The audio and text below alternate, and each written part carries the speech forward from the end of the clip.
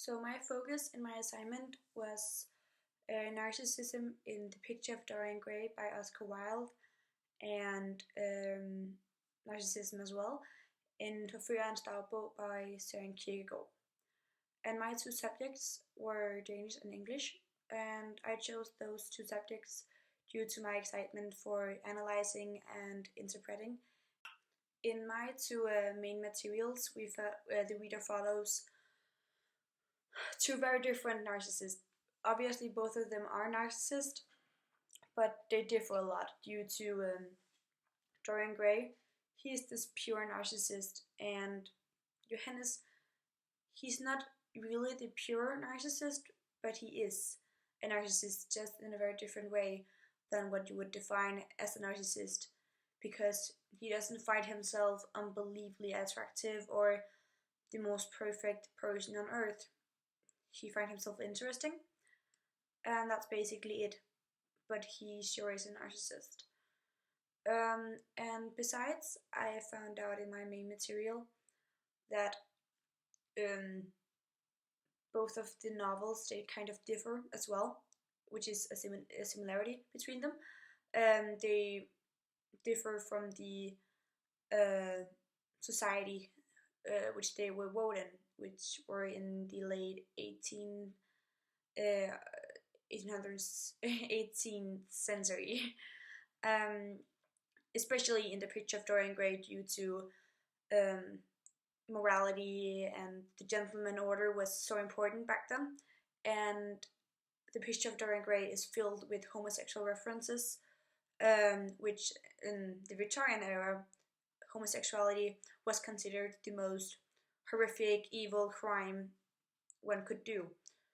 So in that way, it just, was quite the opposite of the norms, the society back then. In my assignment, I drew parallels to two other novels, which is Goethe's Faust, Goethe's Faust, and Robert Louis Stevenson's The Strange Case of Dr. Jekyll and Mr. Hyde. And I chose to do this because both of these other two novels, they deal with the same theme as my two main materials does. In Faust, it is, the seduction and this making a pact with the devil and being seduced by something illegal or wrong. And while in The Strange Case of Dr. Jekyll and Mr. Hyde, it's a lot about the duality in man. I've chosen two quotes from my which I wrote in my assignment, and both quotes I found in The Picture of Dorian Gray and Forførerens Dagbog. This quote from The Picture of Dorian Gray really shows how Dorian just has to keep on finding new pleasures, because it gets his way of finding the meaning of life. And the quote goes like this: "The more he knew, the more he desired to know. He had mad hungers that grew more ravenous as he fed them." And it is from The Picture of Dorian Gray by Wilde, page 149. And in this quote, the reader sees that, Dorian, he has lived a life full of pleasures already, but the more he gets, the more he needs to have, he just has to have more, because this is, which I conclude in my assignment as well, is the meaning of life for him. This is all he knows and the only way he finds meaning. And it's actually the same case, which I also found interesting, in Forførerens Dagbog, where it is quoted: "Nydelse var hele hans liv beregnet på," which is on page 36 in Søren Kierkegaard i udvalg. And this is very obvious that pleasure, that's the meaning of life for him.